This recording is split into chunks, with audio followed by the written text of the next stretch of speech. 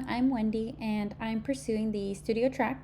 I haven't fully decided what I want to do for my studio project, but I do know the direction I want to go and how I want to approach it. And some related interests I feel like are important to know is I'm definitely very passionate about user experience and user interface design. And during this program, I've become increasingly more focused on cognition-based design and how human-computer interaction principles shape behavior and accessibility. And that's been the foundation of some of my favorite research papers so far at UCF. So here you can see the first one, I focused more so on brain-computer interfaces and how UX design and AI are currently playing a key role in improving accessibility for users with disabilities or limited mobility. I explored how thoughtful design can really open up new ways of interacting with technology. In another paper below, I looked into how depression and mental health challenges can affect how users engage with digital interfaces.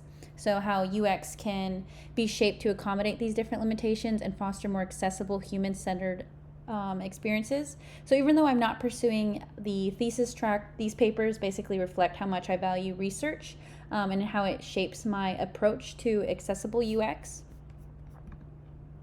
And so when it comes to my vision for my studio project, I want to create an end-to-end UX design for a real product that solves a real-world problem, one that's specifically meaningful and special to me. And even though I haven't decided fully what that's going to be, I know the certain things I'm interested in is, of course, designing for accessibility, possibly something that adapts to users' cognitive states or energy levels and supports what I see as underserved groups like neurodivergent users. So I plan to go through the full UX process, as you can kind of see here, user research, pain point identification, journey mapping, prototype, usability testing, all of that nature. And this is an example from a past project that I tried to record, of course, every stage from research insight all the way down to final design decisions, which is what I plan to do in my project because it's just as valuable to me as the outcome. And so again, this is the UX flow, and for this project, I basically added a feature to an existing app, specifically a loyalty program, while also identifying other key user issues. So during this project, I basically studied the psychological principles of loyalty strategies and used that to kind of structure the engagement flow for this. And that project really helped me think more critically about the behavior and cognitive theory and how users truly interact with different designs.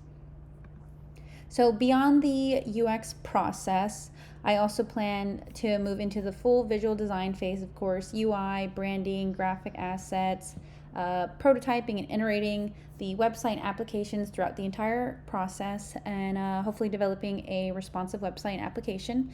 So these are just some more previous examples that I created outside of UCF. So this one down here was an accountability app I created, so or at least prototype. So this was for people pursuing SMART goals, and so this idea came from my own experience in trying to find people with similar ambitions and not being able to find people that kind of lined up exactly with what I was going after. So I found in my research that having an accountability partner significantly increases someone's chances of reaching their goals.